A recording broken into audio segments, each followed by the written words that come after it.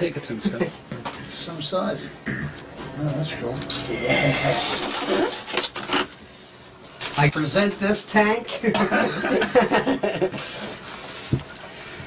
Isn't that bad? Yeah. I served several years in the U.S. Army as a special operations soldier, both in Ranger Regiment and Special Forces, and I have served in Iraq and Afghanistan. I know Lemmy's a big military history buff. That was kind of my rock and roll connective tissue to the military, was probably Motorhead. You know, I would wear Motorhead t-shirts, you know, over there, in a way kind of stating my own individuality, not to glorify war or say, yeah, war's really cool or whatever. It is what it is. It's a function of the human condition. But Motorhead it's good go-to-war music. As most people might know, he's a World War I and World War II historian. 1916 was their first Grammy nomination record that was about World War I. And he's a collector in I would say just war memorabilia in general. I remember watching a BBC documentary with him, and he's over here showing me this airplane, that Messerschmitt or something. I'm trying to remember what it was, and he's going, that's wrong. I go, Lem, it's a documentary. He must have researched this shit. Brings out 3 different books to show me that plane wasn't even built then.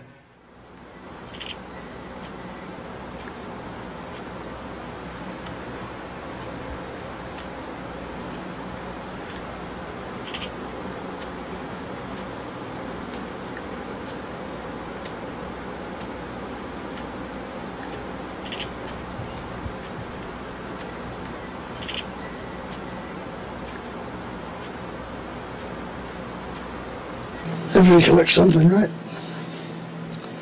Junior in my old band used to collect elephants. The elephants all over his fucking apartment. I think my own collection's more interesting.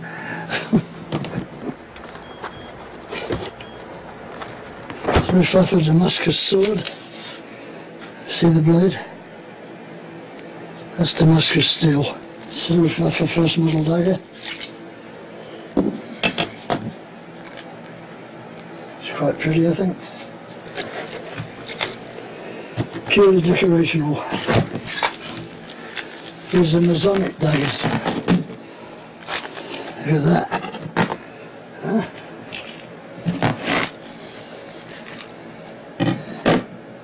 It's a nice piece too. This is from Toledo, not Ohio. Look at this freaking thing. What is that? British. That's British. I think it's from the First War though. And this is a German bayonet.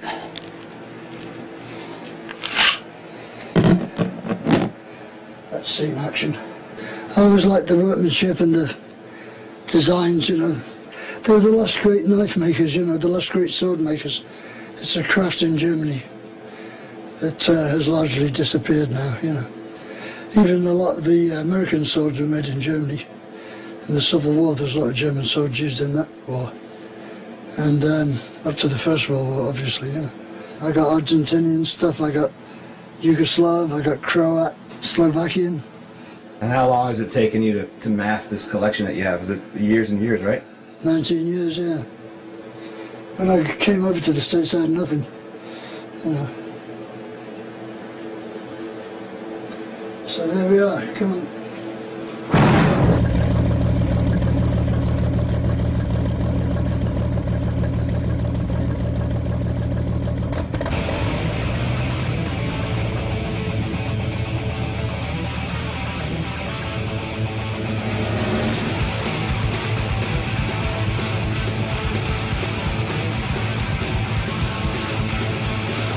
What I dress up for? Yeah, you look good. Afternoon.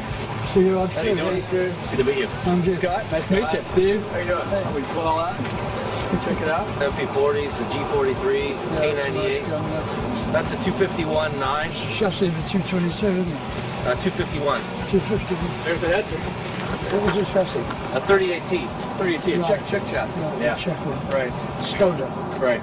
So, Did you have to restore it? yeah, it's got the, an original engine in it. There you go. Over there on that side.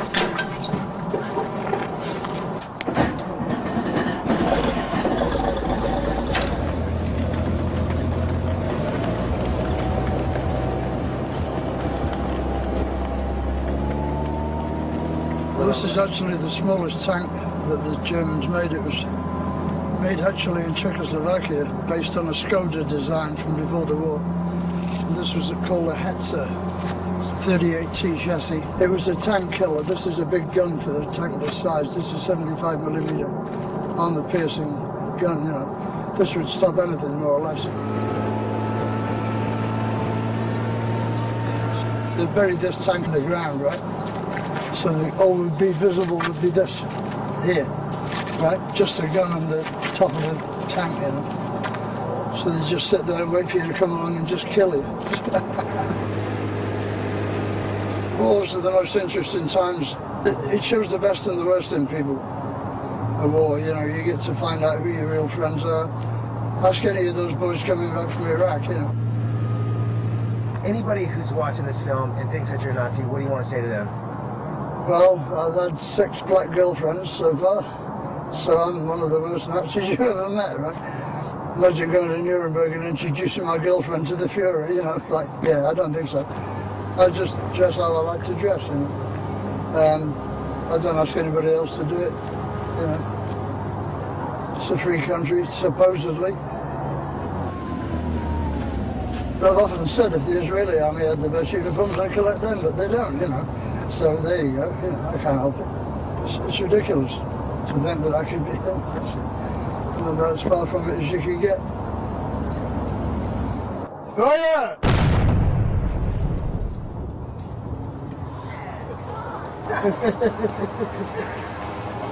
How was that, Larry? That was great.